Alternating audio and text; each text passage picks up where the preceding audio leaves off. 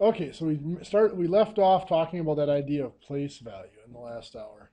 Let's pick up with that. Well, these place values are not only important because they define the meanings of each digit, but they also define one of our other basic operations or basic processes in math. Let's say I give you the number 2,358, and I ask you to round to the nearest thousand. Well, we all know how to do that. What's that going to round to? The nearest thousand, it's going to round to what? 2,000. Perfect. Well, what does that mean? Well, nearest thousand, a lot of what we do in math refers to a number line. And if we're asked to round to the nearest thousand, what it's saying is we're going to take a number line that's labeled in thousands.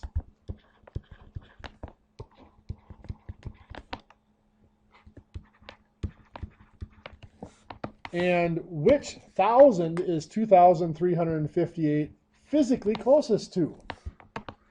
Well, it's right there. It is physically closest to 2,000.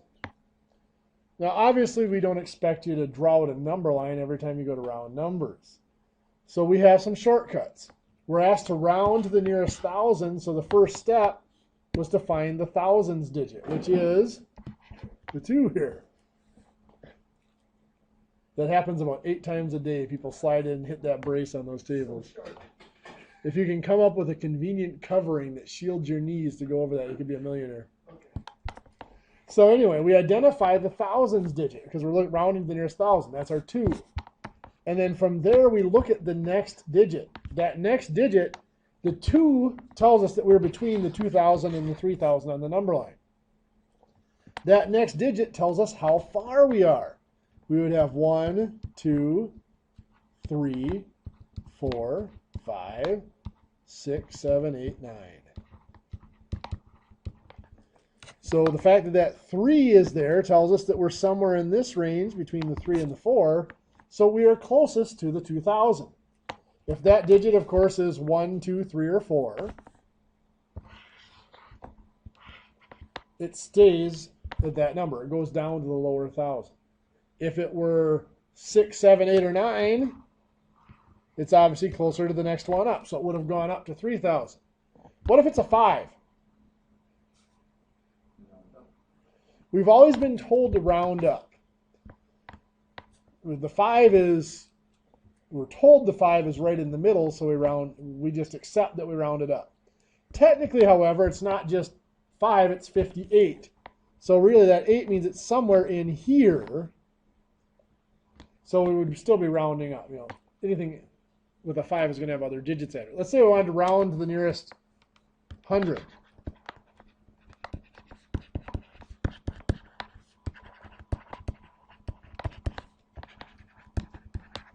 A little bit better than talking about what ifs. So I still have the 2,358. Only now I'm rounding to the nearest 100, so I'm going to find the hundreds digit, which is my 3. The next digit is the 5, which is right in the middle, but as I said, it's 58. It's not just 5 and nothing else after it. So it's technically not right in the middle, it's slightly past the middle.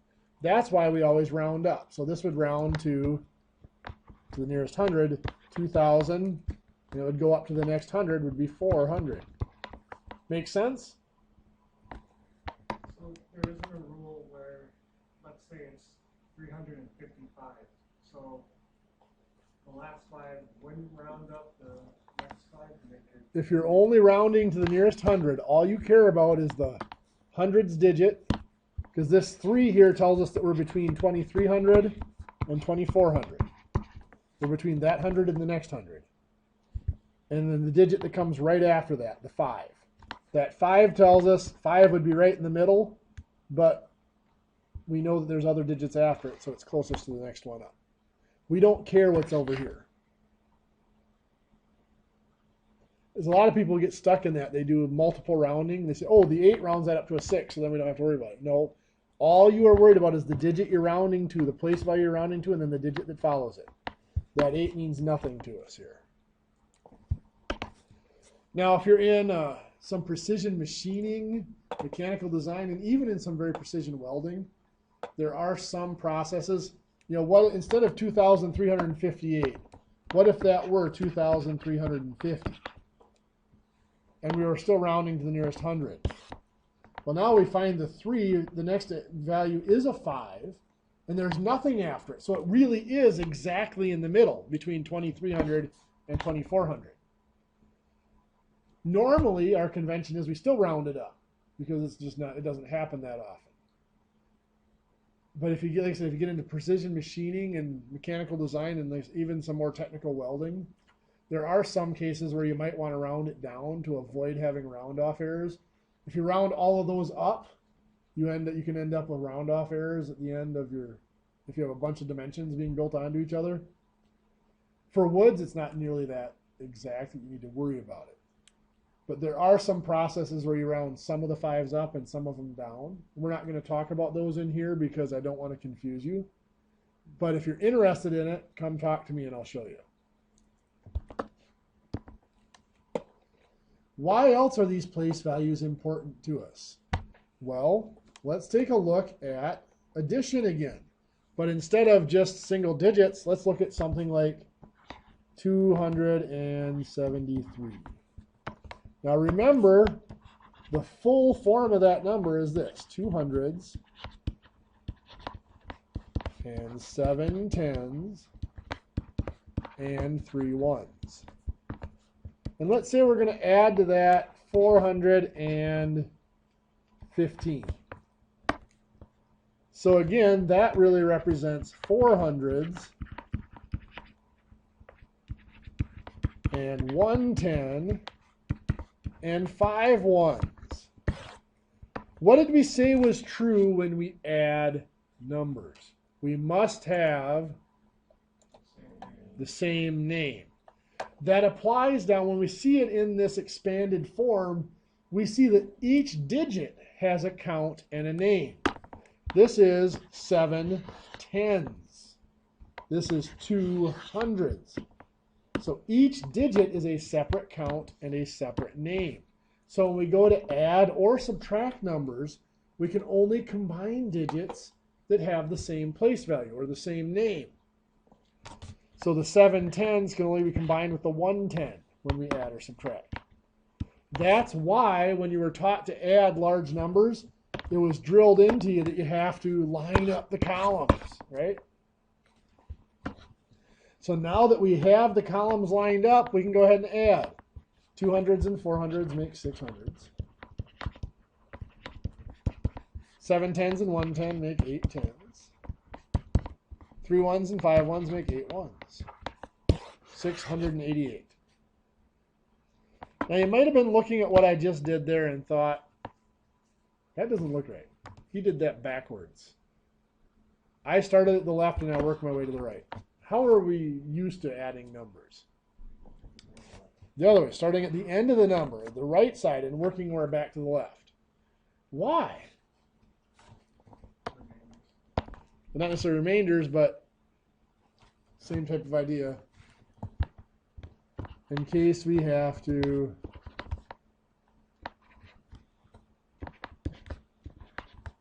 carry. A number like this, the way we've been taught to do it, 8 plus 9 is 17. Well, we can't have two digits there, so what do? Yeah, we keep the 7 and we carry the 1. Now the 1 gets combined with the 7 to make 8, and then plus 4 is 12. Again, we're going to keep the 2 and carry the 1. 1 and 5 is 6, plus 3 is 9. We get 927. Believe it or not, that process of carrying like that is a relatively new thing. It's been around for 150 years or so. A different way of doing it, or the way it was done before carrying was developed, would have looked like this. You don't need to write this down. I'm never going to make you do it this way. I'm just showing you. 5 plus 3 is 8. 7 plus 4 is 11. So 1, drop the 1. 8 plus 9 is 17, so 7 drop to 1. 8 and 1 is 9, 1 and 1 is 2, 7. We get the same answer. This is a little bit shorter, takes a little bit less space, maybe a touch quicker. But you can see both processes get us to the same answer.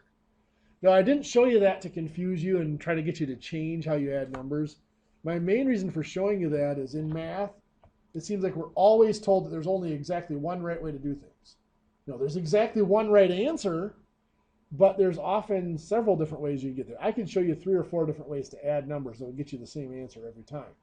Now, I'm not going to because I don't want to take the time and I don't want to confuse you. But there are different ways of doing things.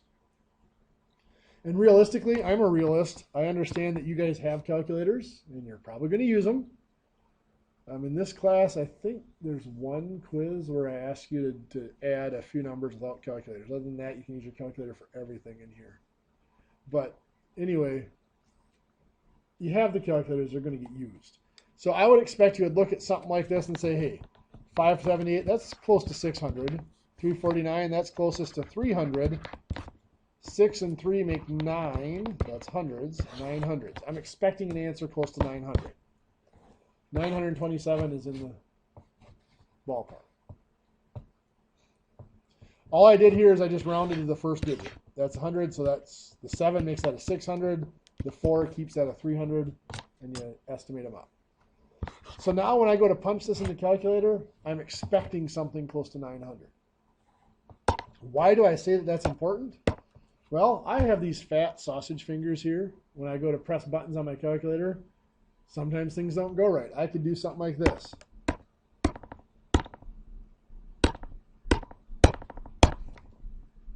What went wrong there? I didn't get the 4 in there when I was doing my 349. It went in as 39. I hit the button, it just didn't register. Well, if I'm not paying attention, and some of your calculators don't display this. This one displays this up here so I can see what I entered. Some of your calculators don't do that. So it gives me an answer of 617. I can write that down and go on my merry way and have no clue. But if I take the time here to think about this and say, hey, even if I just did 5 and 3 makes 8, I'm expecting something bigger than 800. I know that 617 is not reasonable. It's not a good answer. So having that in your head before you do it is a great way to avoid some of these really major mistakes. Also, something like this could happen.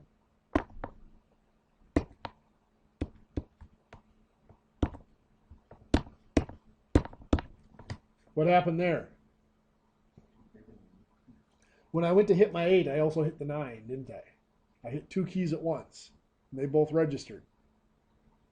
Again, if I'm not paying attention, I write down 6,138 and go on with life, and it comes back to haunt me later. If I'm doing that, taking that time to just do that simple little estimate first, I know that 6,000 is not a reasonable answer. So like I said, you're going to use the calculator. All I ask is that before you start punching numbers, pause for a second and think, where am I expecting this to come out? Then when you're done, is that answer reasonable? Is it way off, or is it close to what I expected? Okay, I'm not going to waste your time with a lot of examples of addition, so let's go on to subtraction.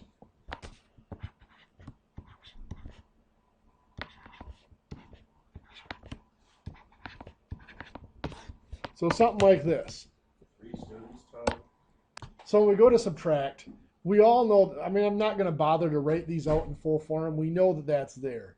And you get the picture that we can only combine things with the same name. So the 7 tens and the 5 tens. We have to line up the columns because we can only combine things with the same place value. So once we've got them lined up, come on. Same as before, we can just go down the columns. 7 and 5 make, or 5 and 2, 5 minus 2 is 3. 7 minus 5 is 2 tens, and 6 minus 3 is 3 ones, so 323. Now you might be thinking again, did it again? You went backwards. Normally, I went left to right. Normally we would go right to left when we subtract in case we have to. Not carry. When it's subtracting, it's called borrowing. There we go. So we might have something like this. 726 minus 397. When I go to subtract, we start on the right, work our way back to the left. 6 minus 7 can't be done, so what do we have to do? We borrow from the 2. This becomes a 1. And now there's 10 tens in every one, so this is now 16. So 16 minus 7 is 9. 1 minus 9, same problem, can't do it, so we have to borrow from the 7. That's a 6, and this is now an 11. 11 minus 9 is 2, and then 6 minus 3 is 3. Some of you are probably used to just putting the 1 in front of the digit instead of crossing it off and rewriting the whole thing. That's a shortcut that's developed over time. The long way, or the technical way of doing borrowing, is to cross out the whole number and rewrite it up above. But again, if you just put the 1 in front of it, that's just fine. Now, just like carrying, borrowing is a relatively new concept. Developed about the same time as carrying. Before we started borrowing, again, you don't have to write this down because I won't make you do it. But this problem, one of the ways this problem could have been done was this. 7 minus 3 is 4. 2 minus 9 can't be done, so I'm going to borrow from the 4. That's a 3. This is now 12. 12 minus 9 is 3. 6 minus 7 can't be done, so I take from the 3. That's a 2. This is now 16. 16 minus 7 is 9. Notice I get to the same answer. Again, I'm not trying to change how you subtract, but my reasoning for showing you that is to show you, again, there are several different ways to do subtraction. I can show you 3 or 4 different ways that work the same way every time. But again, I'm not going to show you because I don't want to confuse you. But I want you to get out of that rut of there's only one right way. There is only one right answer, but there are several correct ways to get there. If any of you have a different way of adding or subtracting, by the way, than any of the ways I've shown you, come talk to me and I'll go through it with you and make sure it's going to work every time, or see if there's any exceptions where it maybe won't work or anything like that. Well, I had one thing. It goes off of what you were saying earlier, where you round up and round down. Yep. So let's say that's 726 minus 397. Yep. That would be 700 minus 400, which is 300. Yep. And then just go from the bottom number, however much it takes to get to the top number. Oh, sure. Let's say it goes over 100, and it works out for those two. That's one of your quick ways of subtracting. Okay. What you're saying is, and I don't want to confuse you guys by saying too much here, but this, the way I've been doing it, when I'm estimating, I'm rounding to the nearest. Like here, this is how I would estimate this, because this is 700, this is about 400. I'd subtract to get 300. What you're talking about actually is one of the ways of subtracting, but you always round the top number down. In this case, we ended up rounding down anyway. And you always round the bottom number up, which is what we had to do here anyway. Then you take what it would take to get this up to 100 and just add it to that. So it would take 3 to get up to 400, add that to 26, you got 29. I'll show you one more example. Again, if you're good with this way of subtraction, just tone me out here if you don't want to. Let's say we have 673 minus 268. Even though this is a 7 here, I'm going to still round this down to 600. The top number is always rounded down. No matter what this is, I'm going to round that up. So that's going to round up to 300. So 600 minus 300 is 300. What would it take to get this up to the next 100? It would take 32, right? 73 and 32 is 106. That's 406. So you add that to the 300. Now that one, you can see it turned out to be kind of complicated to do it that way. That method that you're talking about only works if this is like really close to being to the next 100. Like if this were in the 80s, it would work a lot better. You know, being in the 60s, now it's a big number and you end up with that extra 100 that you got to include into it. But that is one method of subtracting. Round the top number down, bottom number up, and then compensate. Yeah. For most things. Now, when I'm doing stuff in class, you'll see me do some calculations rather quickly in my head. Part of it is because I do know 4 or 5 different ways of subtracting. And depending on the situation and on the numbers, there are methods that are quicker to add or subtract, different ways that are quicker to subtract. Like you said here, this one right here is very quick to subtract this way because this is only 3 away from being the next 100. So 7 minus 3 is 4, add 3 to 26. Or sorry, 7 minus 4 is 3, add 3 to 26 is 29, 329. So I mean, there are ways of doing it that depending on what numbers are sitting there, it's quicker to do it. So that's one of the ways I do some of those calculations so quickly in my head. By the way, I did want to point this out. If I were subtracting on a calculator, I would want to do this. 726 is close to 700. 397 is almost 400. I would subtract 7 minus 4 gives me 300.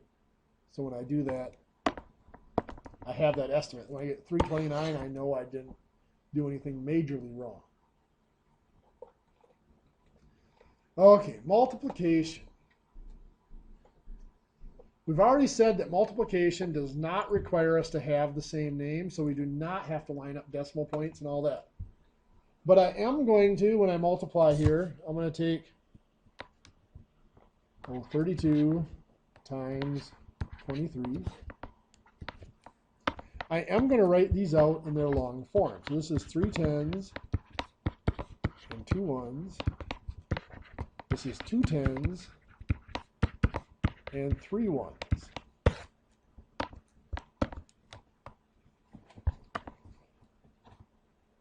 When we multiply, do we have to have the same name?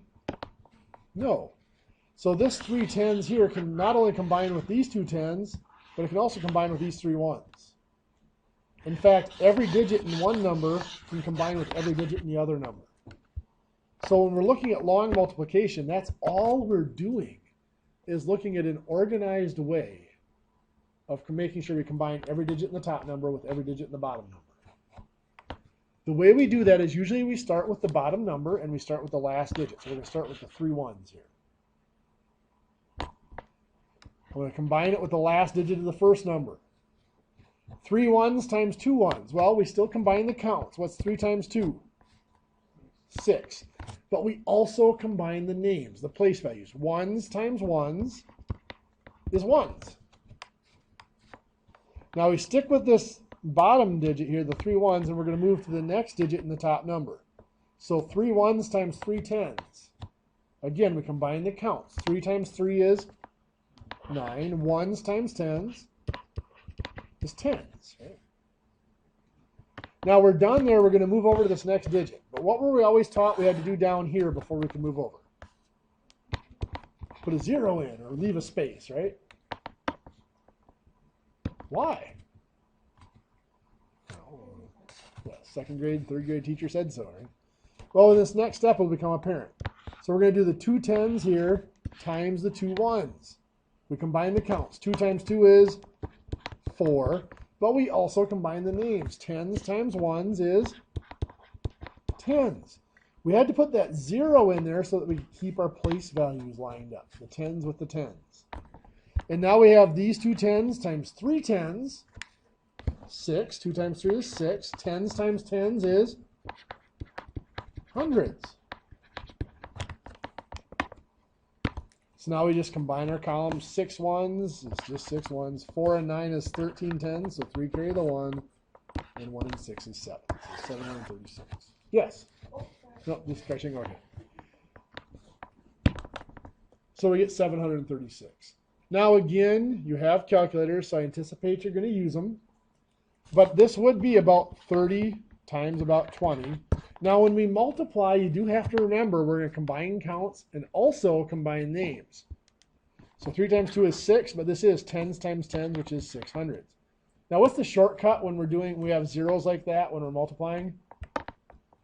Just like we discussed earlier with the place values, you count 1, 2 zeros, you make sure there's 1, 2 zeros at the end of the number, right?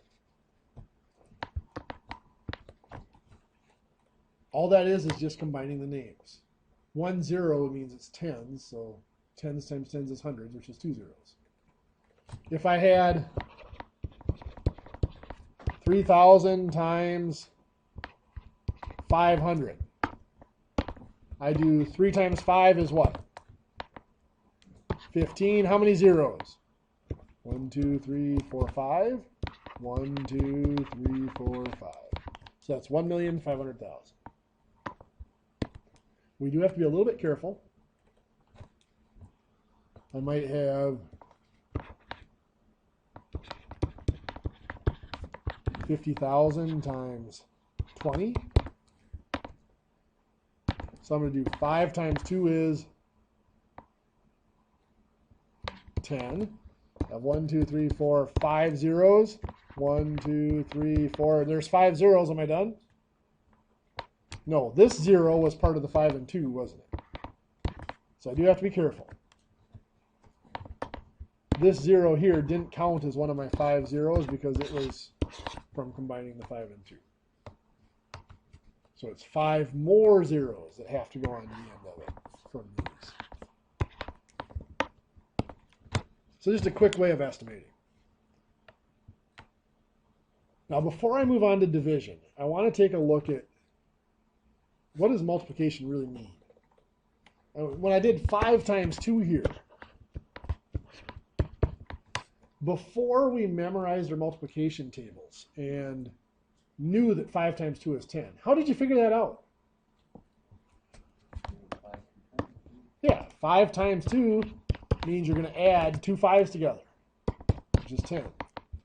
So if I had 6 times 3, that meant I was going to do 6 3 times, right?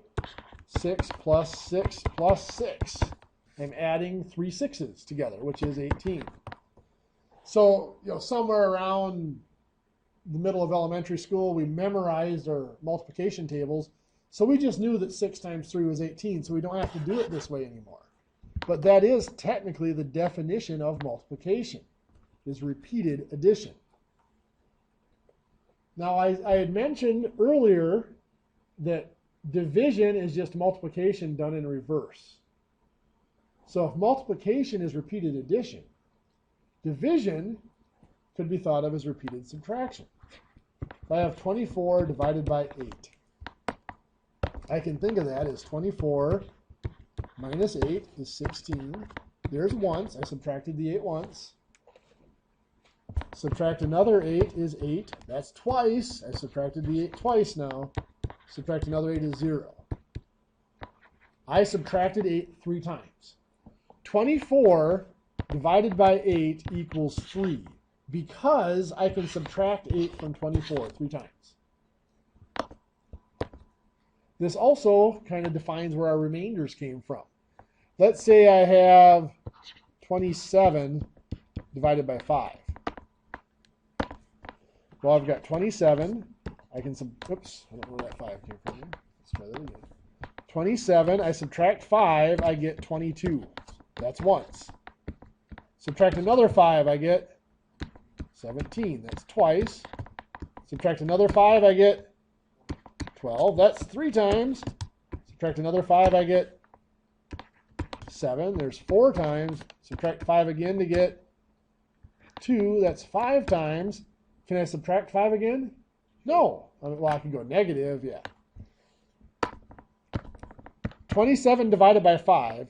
I can subtract 5 from 27 5 times with 2 left over. So there's a remainder of 2. There's 2 left over. So now with this in mind, let's take a look at long division. Long division is the one operation that has been twisted and altered and changed the absolute most from what it originally was. Now I'm going to have you just kind of sit back and just watch what I'm going to do here. You don't want to write this one down. Because what I'm going to do is I'm going to go back to the origins of long division. How it was done like 150 years ago before we started taking all these shortcuts. Like abacus long division? No, just real long division, the definition. So let's take, let's do, gosh, make this a little simpler. 68,579 divided by 21. Now, I told you just a little while ago that division was repeated subtraction. So what this is asking me is how many times can I subtract 21 from 68,579. Well, I'm not about to start subtracting 21 from 68,000. I don't have that kind of time. But let's say I wanted you to subtract 2 from 31.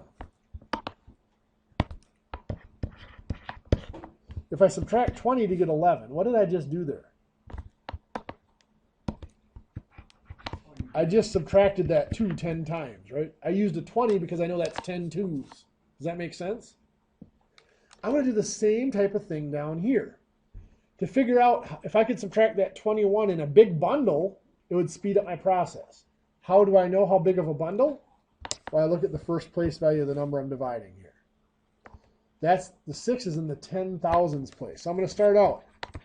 10,000 times 21 is 210,000. Can I subtract that? That's too big. It's bigger than 68,000. Cannot subtract that. So I go to the next place value, 1,000. So let's try to subtract 1,021s. How big would 1,021s be? Well, 1,000 times 21 is 21,000. Can I subtract that? Yes, I can. I can subtract that bundle of 1,021s. In fact, I can subtract 3 of them. 21,000 times 3 is 63,000. I subtract that. That leaves me with 9, 7, 5, and 5. What I really just subtracted here was not 21,000. I subtracted 21, a package of 1,021s 3 times. In other words, 1,000 times 3, or 3,000. I just subtracted 21 3,000 times. Does that make any sense? Kind of? If it doesn't, don't worry. We're going to get back to the normal long division in a minute. Actually, this is normal long division. I'll get back to our shortcut of long division in a minute. So we just subtracted the 21 3,000 times. What's our next place value? We did thousands. Our next one would be hundreds, right? 100 times 21 is 2,100. Can I subtract that from what's left? You bet I can. I can subtract it twice. Good. Now again, this is 2 bundles of 100, or 221s. 2,100 times 2 is 4,200. 9, 7, 3, and 1. Again, I just subtracted 221s. What's my next place value? 10. 10 times 21 is 210. Can I subtract that? You bet I can. In fact, I think I can subtract it 6 times. See, 0 times 10 is 0, or 0 times 6 is 0, 1 times 6 is 6, 2 times 6 is 12. So yes, I can subtract it 6 times. It was 9, 1, and 1. So what I just did there was I subtracted 6 bundles of 10 21s. 10 times 6, I just subtracted 21 60 more times. Now, of course, my final place value is the ones. I don't have to write out 1 times 21 is 21, but I'm going to just to complete the pattern. I can subtract 21 from there 5 times. That's 105, leaves me with 14. So again, I just subtracted 5 more. 5 times 1, or 5 more 21s. So I subtracted 21 3,265 times with 14 left over, so a remainder of 14. Now you might be looking at that thinking, that looks absolutely nothing like how I was taught to do long division. But in essence, it's exactly what you were taught. It's just you were taught to leave a lot of steps out. Let me show you.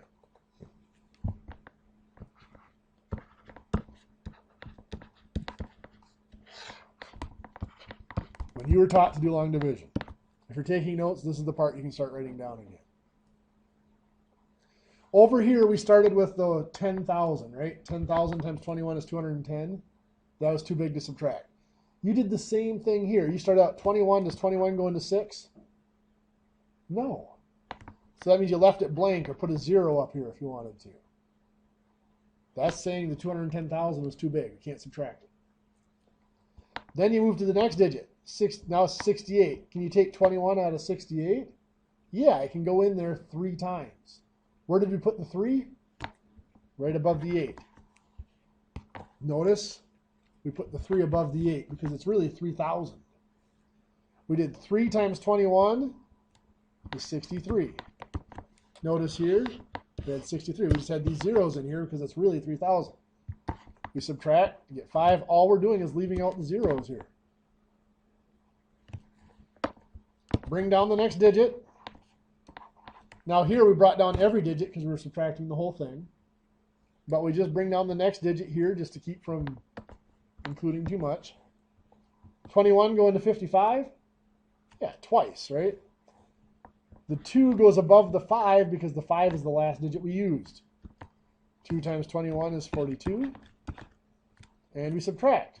Now again, the 2 went here. It's really 200. All we did here is leave some zeros out. And again, we left out the zeros here. We're going to subtract the 42. So this is 3 and 1. Just like we got 1 and 3 here. Bring down the next digit, which is 7. Again, we're just leaving the 9 off. 21 into 137. 6 times. 6 times 21 is 126. Subtracting these is 11. And we bring down the 9. So 21 going into 119 is 5. 5 times 21 is 105. There's 14 left over. So there's a remainder of 14 here. If you look at these two processes side by side, you can see where they're almost exactly the same, only we're leaving all the zeros out.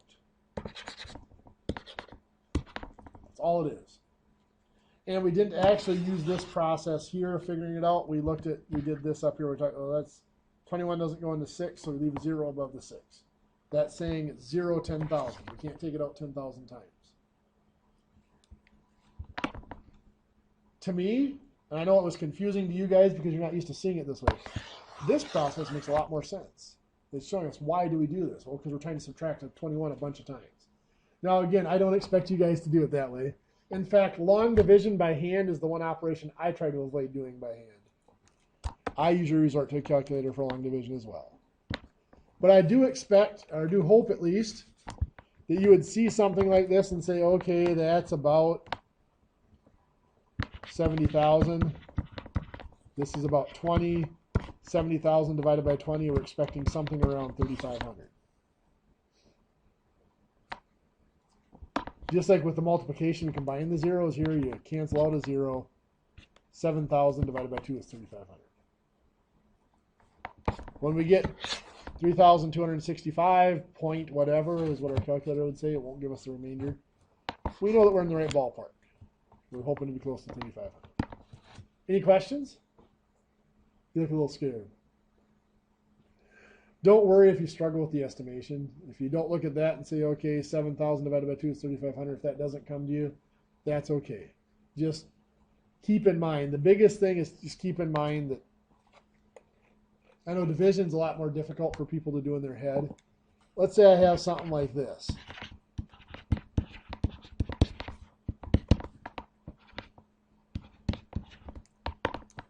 At the very least, what I would hope you would do here is this. All we really care about it when we're estimating is the first digit. Okay? So I'm going to turn this into 600,000. This I'm going to turn into 300.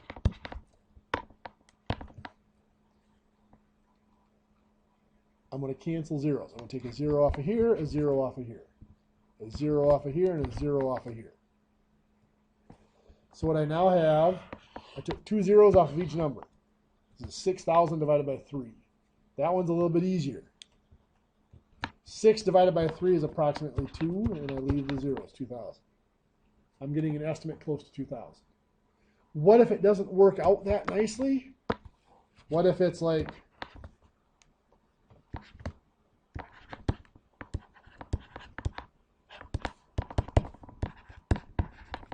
something like that, where I round it.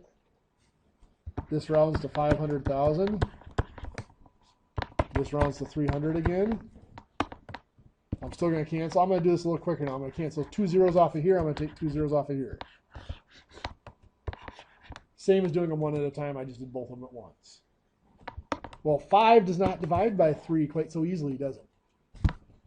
But it's okay to say, okay, 3 goes into 5 between 1 and 2 times, right? 1 3 is 3, 2 3s is 6. So this is between 1,000 and 2,000. We're estimating. We're not trying to get an exact answer. So all I'm asking you to do is come up with some sort of a range that you expect your answer to be in. If you never make a mistake punching buttons on the calculator and your calculator never registers anything incorrectly, you don't have to estimate. Unfortunately, it's been my experience. It's very, very frequently that you go to punch a button on a calculator and hit something, the key next to it or whatever, and those mistakes pop up. So it's something to be careful of. Just to let you guys know a little bit about my background. Before I came here, I was a structural engineer. I did have a little bit of experience teaching in high schools, but for the most part, I was a structural engineer.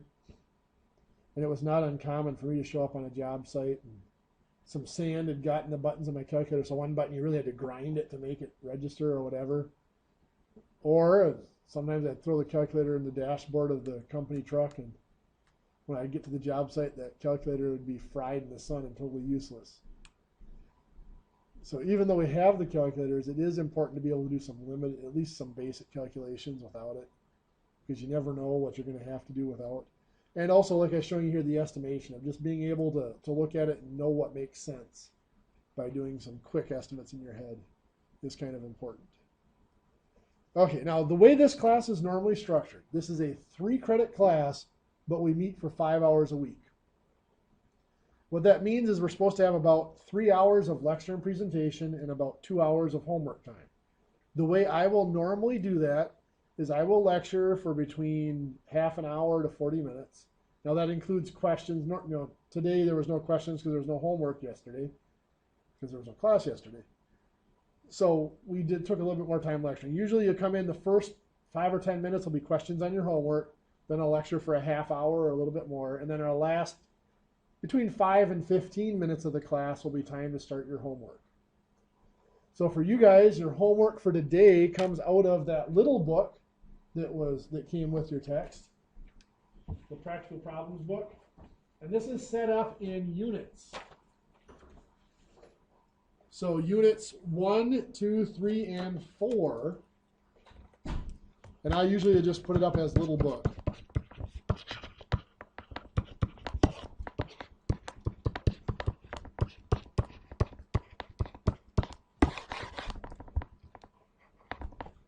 Let me see. I'm guessing you are Jacob?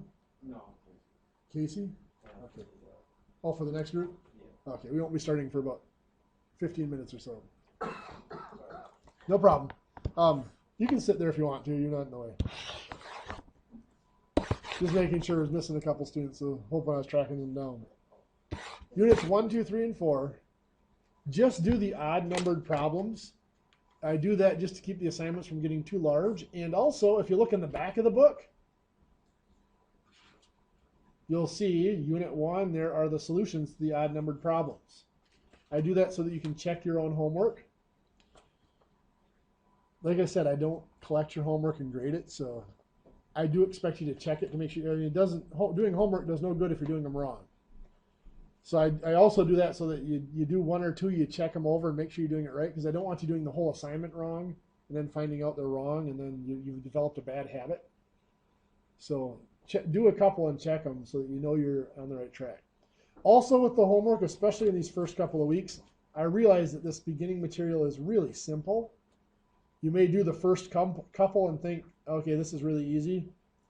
Don't be afraid to skip ahead a few problems to the more difficult ones and work on those. I'm not trying to send you home with busy work.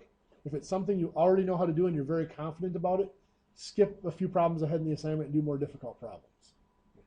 I'm not going to collect them. I'm not going to mark you down. Just make sure you do enough of them that when you come to a quiz that may come tomorrow, you're comfortable doing the quiz. For those of you following along at home, yes, that was a hint. Okay, so you do have your last 8 minutes here. I got a little bit long-winded. To get started on your homework, you can ask me questions, make sure you understand it. If you're looking to do the test out, obviously you're not going to want to open your book, but if you want to keep it sealed, you can borrow this book for a few minutes if you want to. So if you want to use this one, Alex, go ahead. Probably not testing out.